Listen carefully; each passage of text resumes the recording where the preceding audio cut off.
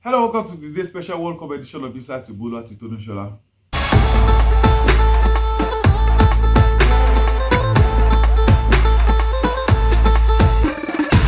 Wow, match day 2 of the FIFA World Cup in Qatar lived up to the billing. This excitement of the FIFA World Cup is getting interesting by day, from Group A games to Group B, and of course we'll definitely see drama in Group C and D today. Let's start from the games in the Group A, where African champions Senegal defeated Asian champions Qatar 3-1.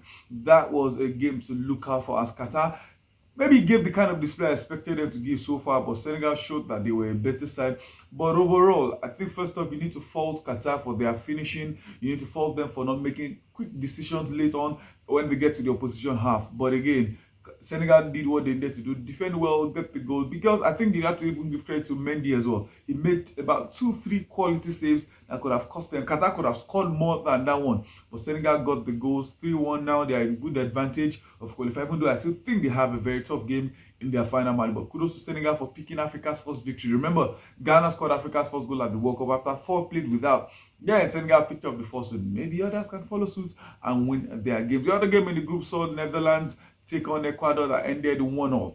If you didn't watch that game, you feel, well, a draw is fair result. But believe me, Ecuador dominated that game all through. Gapco scored the first goal for the Dutch side early in the first half. Then early in the second half as well, and Valencia, who became only the 4th player to score 6 consecutive World Cup goals for his country, got the equalizer for Ecuador in the 48th or 49th minute, and they dominated the game. In fact, there was a point in the game that the 11, 12, 13 attempts in the game after the first goal from Gapco were all about the South American side. They showed how domineering they were in the game. They got a goal which was, well, controversially taken out as offside, because the man that was deemed to be blocking the goalkeeper's view didn't touch the ball, and it felt like it was not. But sometimes you need to move your position. That's one of the things that cost him. I believe it's one of those things, like, if the ref gave you a goal, there will be debate, it will be legit. If it calls for offside, it will still be legit. So good game in Group A. And in Group B, where all the drama ensued, whoa, the game between Wales and Iran felt like, well, maybe Wales started the game very well. They had 1 or 2 chances.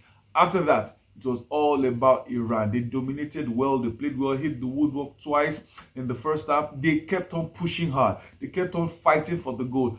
And the drama started in the 86th minute when Hennessy got sent off for a deserved red card. The referee initially gave yellow card, checked the VAR, and decided to give the red. I think Wales killed themselves with some silly passes. So many of the passes were going to the opposition, sending long balls that didn't make any sense, and one through ball caused the whole drama. And it felt like, well, the game was going to end in a draw. 97th minute, the game was goalless. But the breakthrough came for Iran, where it scored a lovely goal from the edge of the box. We thought it was going to end 1-0. They even got another goal later on to make it 2-0 win. And as it stands, the group is still very open. Thankfully, the other match between England and USA, some called it football versus soccer, ended goalless. Well, not the best kind of display you expect from those two sides, but a draw in that game means it is still much open. Let's go to the games today. In Group C, there's a game between Poland and the giant killers, Saudi Arabia. Well, they've only met once in the friendly match, and Poland won that game 2-1. But with the way Poland displayed in the first game, probably one of the worst displays we've seen so far at the 2022 FIFA World Cup in Qatar, against the Saudi Arabian side, who did the unthinkable, coming from behind to beat Argentina. If they were pushovers before now, obviously the attention is on them now. I'm sure Poland, who missed the penalty thanks to Robert Lewandowski, they will know what these guys can offer. They know the Saudi Arabian side are not pushovers. This will be interesting. Based on history, based on pedigree, you may want to tip Poland, but it's difficult to call because Saudi Arabia are not here to joke. I believe this game can even end in a draw. But who knows? If Saudi Arabia wins this game, they will qualify for the next round, and don't be deceived, they will come for a win in this game. But the biggest game, obviously, in Group C has to be the American derby. The South American Argentina versus the North American Mexico. The last time they played at the World Cup, Argentina won that game and progressed. I think I was in the quarterfinal and progressed there. But their last 3 friendly matches as well has been won by Argentina. In fact, they've not even conceded. But that was then. This is now. Argentina, as usual, they still have the players, they have what it takes. But after that loss to Saudi Arabia, is their mind ready for this game? Are they thinking, oh, we are down? Are they thinking we need to fight hard? They need to turn up. They have their superstar Lionel Messi in the ranks. Of course, there's still the likes of Di Maria and the Lautaro Martinez, and I think what Mexico just need to do to win this game or even get a draw is to go and watch the clip against Saudi Arabia. Play the high lines, let them keep falling into the offside trap. If you do that, you may even have a chance of picking up a win in that game. Moving on to the games in Group D, there's a game between Tunisia, 2004 African champions, and Australia. The last time these two teams met, or probably the only time, was in Confederations Cup in 2005, and Tunisia won that game. Who knows? Can win again. But against an Australian side who lost 4-1 against France, they considered first in that game. Tunisia played goalless.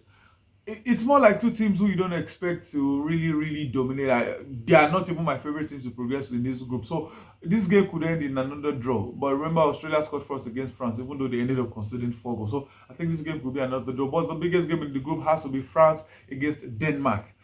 In the UEFA Nations League not too long ago, Denmark defeated France home and away. The last time they played at the World Cup, it ended in a draw. In fact, 20 years ago when they played, France couldn't even win them. Denmark won that game. So they know this French team, either the old French or this current French side. They know them, they have them at hand. So if France think we have all the superstars going to walk past the Danish side, I think they have to think again. Even the last World Cup when they were in the same group, France didn't win that game.